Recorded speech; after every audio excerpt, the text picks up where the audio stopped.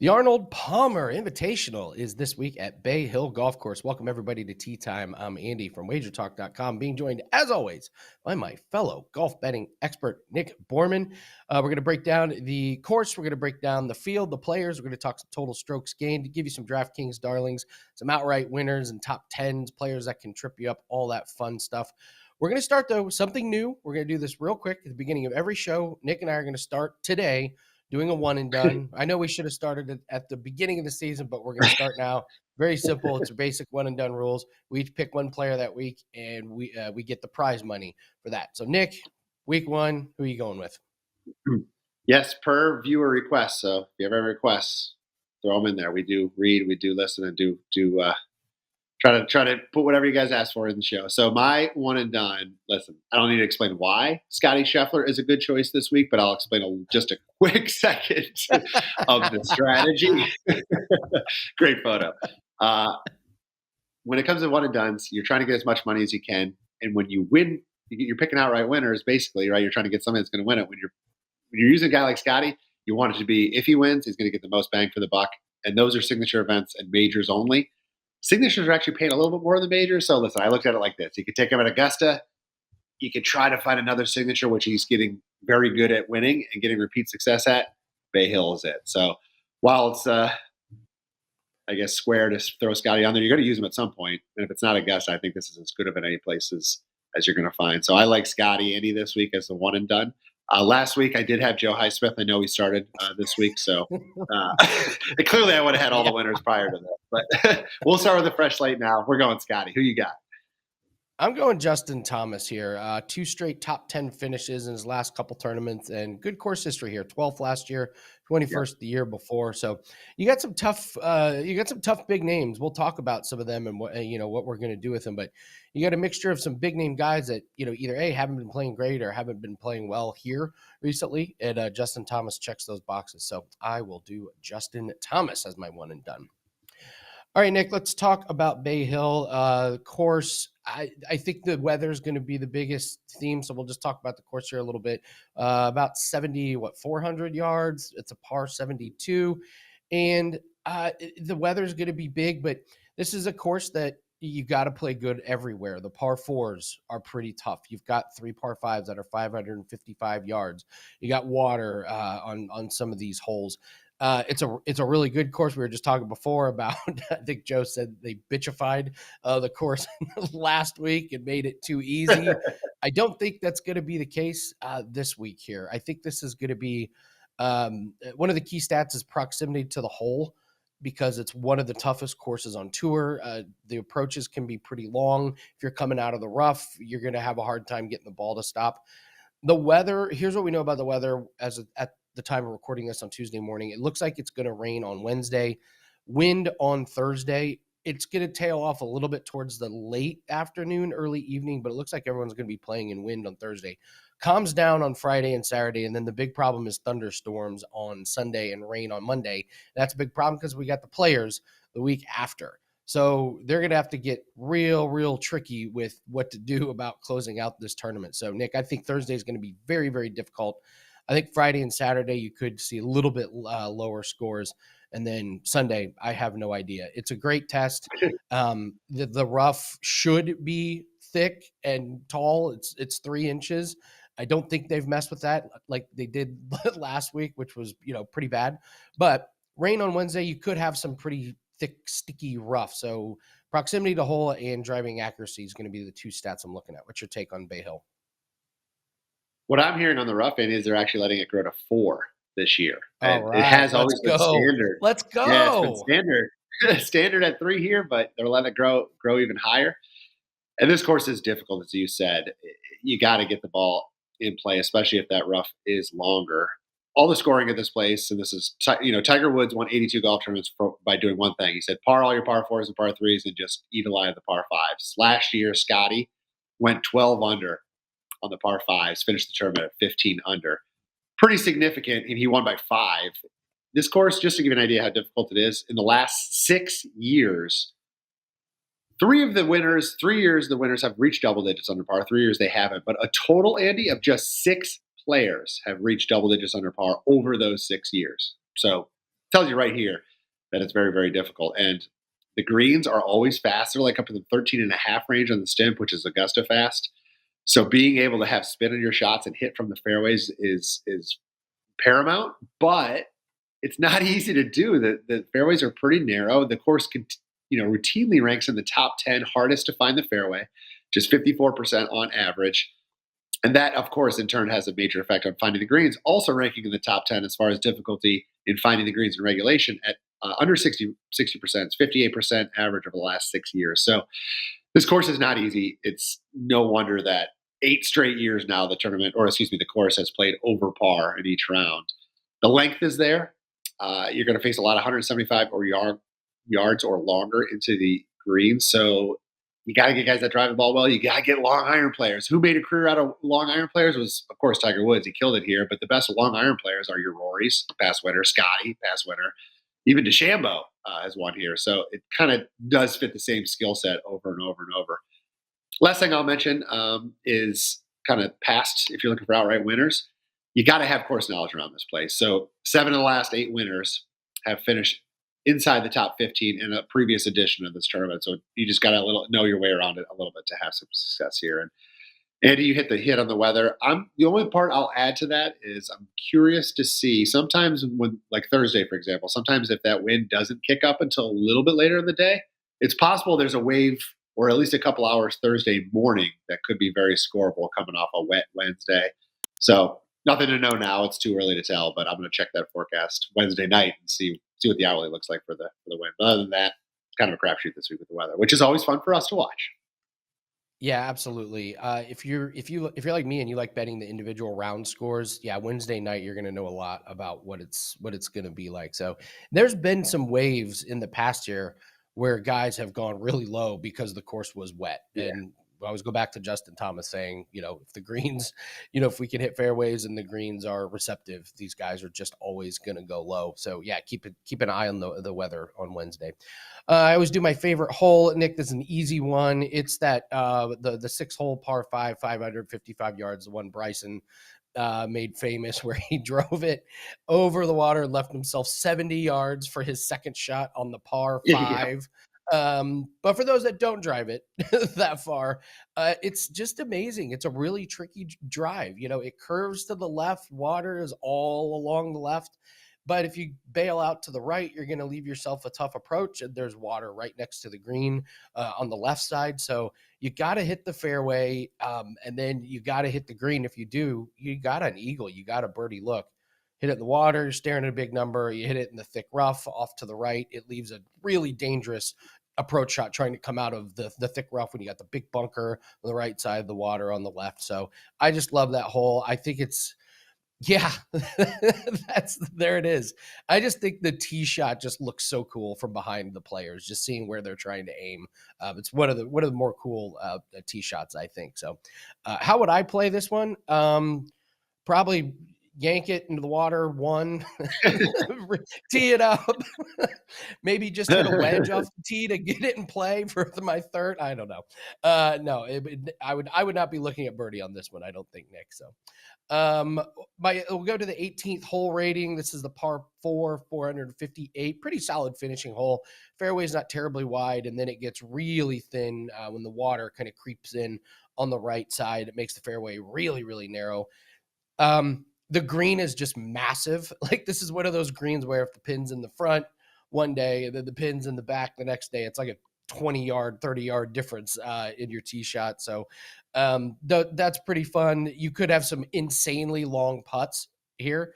Players are going to have to be cautious if they get it in the rough, because you can see here you got water on the right, you got all those bunkers on the left, and it's just kind of this thin green. I think the water and the bunkers are going to see plenty of action this week. You got to try it. You got to hit the fairway on this one to have any chance of a birdie. So pretty nice hole. It doesn't really stand out as an elite hole. I rank it 6.2, but it is pretty fun. I love the long putts.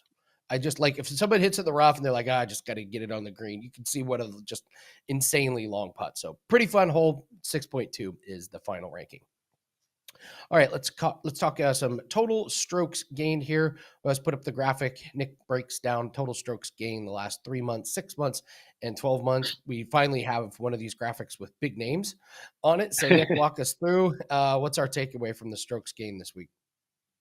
Well, I think the number one thing that you got to know, and we talked about this before we just started taping today, Andy, is the green and red line up at the top. The consistency in these big events of signatures, majors, and playoffs, the winners are consistently coming from these top 10. The best players in the world are winning the best tournaments out there. 67%, 2/3 of the winners over the last 2 years have been ranked in the top 10 here in these signature events. So to look anywhere any further than this is probably a little foolish. I get that you'll get some nice numbers on your return, but this is such a strong list. It's hard not to see the winner here. Unlike every other week on the PGA Tour, so far 3 for 3 on the winner being in the top 10 this year in signature events. I think good chance of making 4 for 4. My two most notable guys on here, Andy, I think Xander's worth a mention, which something tells me we're going to talk about him a little bit, but I just wanted to explain his numbers there. Obviously, he had an incredible season last year, but you see these ridiculously low numbers in the last 6 and last 3 months. He's been out. He doesn't play a lot in the fall, and then he did come back. He played the Zozo, and he played the Century. He's been injured with a rib injury, so all those numbers are basically just because he hasn't been playing, and he's only played 2 tournaments over the last 6 months, so which is worrisome. But that's why you see those strokes gain data there. I don't think it's indicative of necessarily his skill level at the moment, but I wanted to bring that up. And another notable guy I have here who I really love the game and is fit for the course is Ludwig, who just won in his last start. He's long. He's one of the best drivers in golf ball because he's both long and accurate. I think that's going to be very, very important this week. And I just love his demeanor around the course. He never gets too beat up on himself, and he controls himself pretty well in his emotions. So now that he has a little experience this year going around on the tour in his second full year, he does have a little bit of course experience here as well. So he actually has played in this 2 years, finished in the top 25 both years. So nothing great, but enough where now you can really start to take advantage of that. So those are my notable guys from this group, but I got to believe the winner's coming from this graphic this weekend. Yeah, I give a shout out to Russell Henley too. I mean, he has Yeah. just been off to one of his best starts to the season. So he's been one of those guys that just guys like him are so funny because they're boring. He doesn't hit the ball a mile, just hits it in the fairway, hits it on the green, makes some putts. Oh, there's a 12th finish. So he's been really, really good, really, really consistent. So it's really good to see that from him this year. All right, let's talk some players that can trip you up. We may have some pretty big disagreements this week, so this should be fun. I'm going to go with Xander Schauffele as my first player that can trip you up. Nick, I just don't think he's 100% healthy. He said, I just need to get some reps in so I'm ready for the Masters. Sitting at home has been driving me nuts. He hasn't been able to really practice that much and get 100% into shape. But I got to be honest, Nick, he looked like he lost some muscle. Looking at him last night at TGL, he looks like he's kind of slimmed down a little bit. I wonder if he just hasn't been able to do the hard workouts and get the hard practice in. Windy Thursday in the forecast. I think he could stumble out of the gates. Loaded field. I think making the cut would be a really good performance from him this week just to knock the rust off. He also doesn't have any top 20 finishes at this tournament. Course has real bite to it. I think he could struggle in his first week back, where this is just a week where let me get some reps in. Probably not going to compete for the win. Tough conditions. Let's just get our first tournament out of the way and move on to next week. So Xander Schauffele is my first player that can trip you up. Next is an interesting choice. I'm going to go with Minwoo Lee here, Nick. He's been arguably the star of TGL. Him and Tom Kim have really jumped off the page there. And this is like his stock has never been higher. He's been playing well this year. 4 top 20 finishes. He's a fan favorite. He's got the nicknames. I mean, what was he? He was a chef. Now he's the good doctor. So he's just a fan favorite. I think people are going to gravitate to him this week. I saw Minwoo Lee on TGL. Yeah, he's been playing good. Here's the problem. The last 3 years, he's missed the cut twice, and the other finish was 44th. You look at his course history, and it is all about the putting. He cannot putt here. He is awful. one of the worst in the field in the last 3 years. So it's his best year as a professional, but I cannot put him in DFS. I can't put a bet on him due to his course history and his truly horrific putting. It is that bad. I don't know why it's this bad at this course, but for whatever reason, he struggles every year that he's played here. So Min-Woo Lee, I'll be staying away from. And then, listen, this is players that can trip you up. I have to pick guys that I think everyone's going to want to bet on, and I'm worried about him, so I got to pick a big name. I'm going Ludwig Aberg. Let me read some putting stats for you, Nick. 184th in putting inside 10 feet, 173rd putting between 4 and 8 feet, 177th in 3-putt avoidance, and 159th in total putting. That's his putting this year. I mean, listen, he's a beast. He's coming off of a win.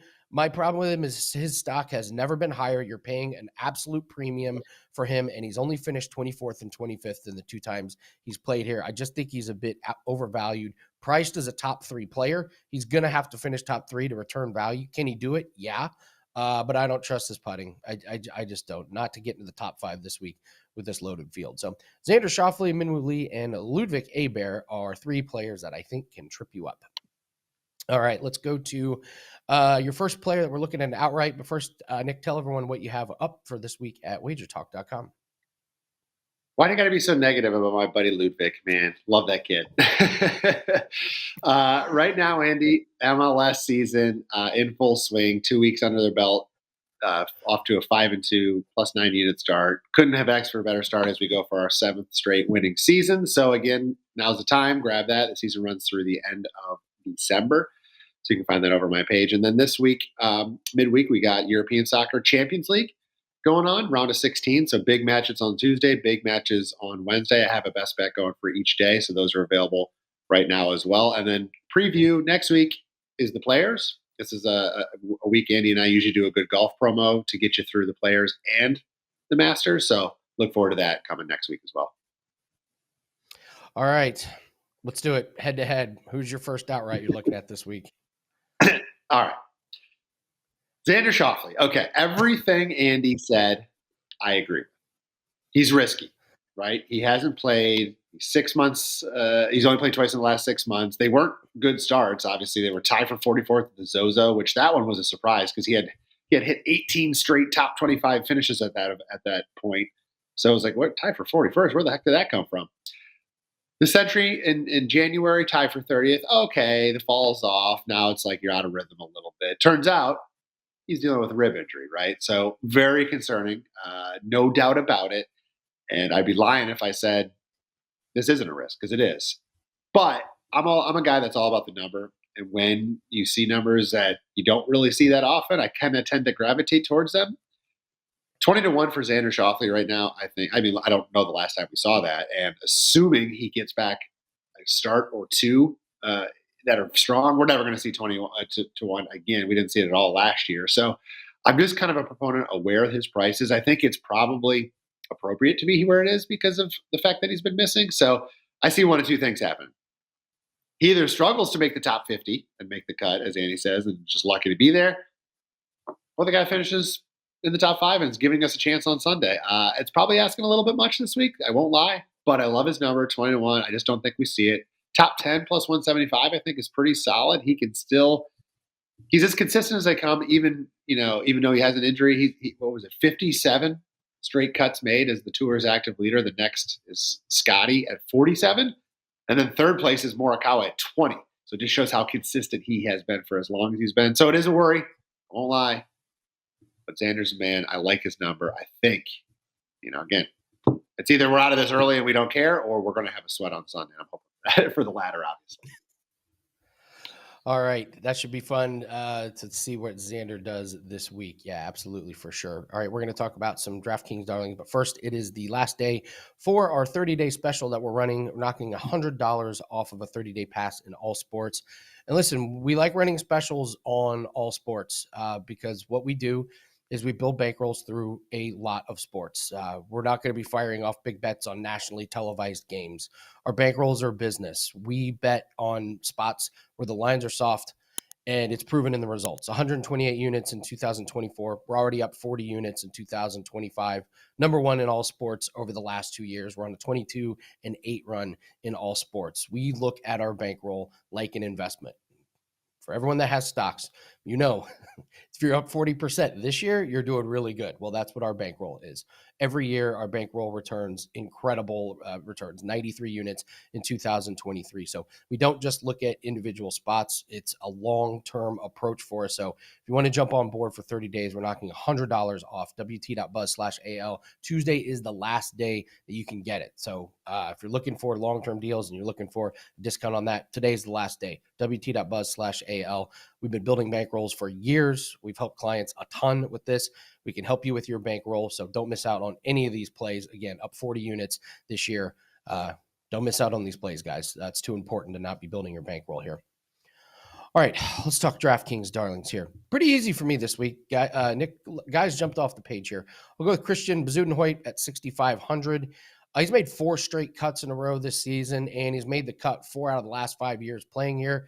Putting has been absolutely fantastic, plus 1.05 strokes gained putting this season. If we get anywhere near that number this week, I think he's going to be a steal. And with these guys, we just need him to make the cut. So Christian Bezuidenhout's first one. Harris English, 6,600, 4 straight made cuts again this season.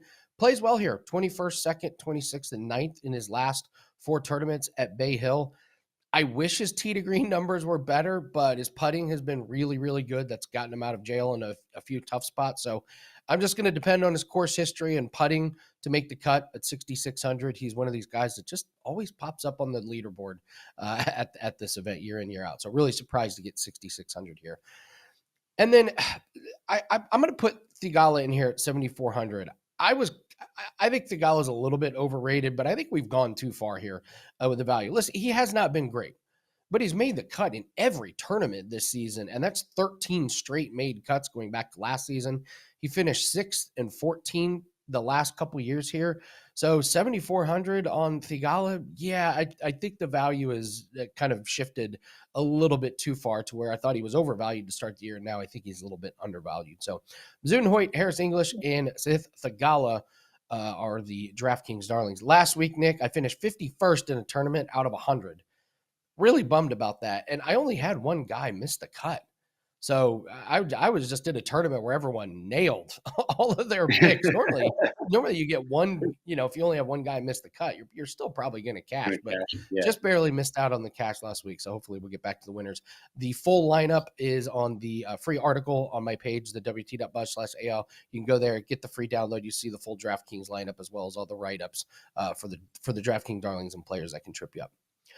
All right, Nick, let's take a look at your last outright winner. This is a little bit more of a long shot. Who you got penciled in for this week? Yeah, my worthy long shot this week is already a winner this year. It's Sepp Straka. Another full honesty disclaimer here is I don't really think Sepp wins this tournament. I think there's only about 5 or 6 guys that probably have a legitimate chance this week. But he's got as good of a chance as anyone to hit the first or second page of the leaderboard. Straka played well last week to kick off the Florida swing, tied for 11th at the Cognizant. That marked his 6th top 15 finish in his last 8 starts, including the win at the American Express. His iron game is really it's up there with the top players in the world, and that's what I like this week. He doesn't hit it long off the tee. His driver accuracy, though, is so good it keeps him in this positive strokes gained off the tee. But I think that could even be a little bit better this week because of the fact that the rough is supposed to be up to 4 inches. So keeping it in the fairway, even sacrificing 10, 20 yards, I think does help strokes gained over the course of the week. So I do like him for that reason as well. The only negative on him this week is his history here. It's not good, to put it lightly. 5 starts, 4 missed cuts, Andy, and his lone weekend, he finished tied for 57. All right. Now, Straka is different now than he was then. I'll also say, hey, sometimes guys find a week, and all it takes is current form or belief that it can do it. I mean, you look at Shane Lowry last year; it's almost the exact same profile. That's why I have to bring it up. He led or co-led after each of the first 3 rounds last year. Ultimately, finished tied for 3rd. You know what his history was going into that? 4 missed cuts in 5 starts, with his best finish even worse at 67. So Sepp's a little bit better. Maybe he'll have that kind of same good week over there. 70-1 outright, but I really like his top 10 plus 450 or top 20 plus 190. I think he's got a very, very good chance to be in the mix. Do I think he can really win? No. So maybe go light on the outright, but I think it is worth a couple bucks. His course history here makes no sense. I don't understand why he's not that good here. Like, you would think his game is, good for. He finds fairways. Yeah. He's really accurate off the tee. So I'm really surprised why he doesn't play that good here. But yeah, you're right. 11th, 15th, 7th, win. Like, you get these guys at 70-1. All you need him to be is in contention on Sunday. Yes. He can absolutely do that. So. All right, guys, that's going to do it for us. Don't forget to hit the like button and leave us a comment. Love reading your guys' comments. We started the one and done because of comments in the comment section. So make sure you're leaving us a comment. Make sure you're subscribing to the WagerTalk YouTube channel. Tons of preview videos. It's college basketball season. We're getting ready for the big dance. So you're going to have tons of breakdown videos with that. MLB is right around the corner. You're going to have a lot of breakdown videos for that. And that doesn't include NBA and NHL, which we have a ton of, as well as Nick and I here every week. So that way you get alerted when the videos go up here. And do not forget to join us next week. We're going to be running a golf special, Nick and I, that we do every year. It's the Players. It's Augusta. We got a big, big stretch of golf coming up. We're here to help you make some money and cash some big winners. So thanks, everyone, for watching. Hit the like, leave a comment, subscribe. Good luck on your plays, and we'll see everyone later.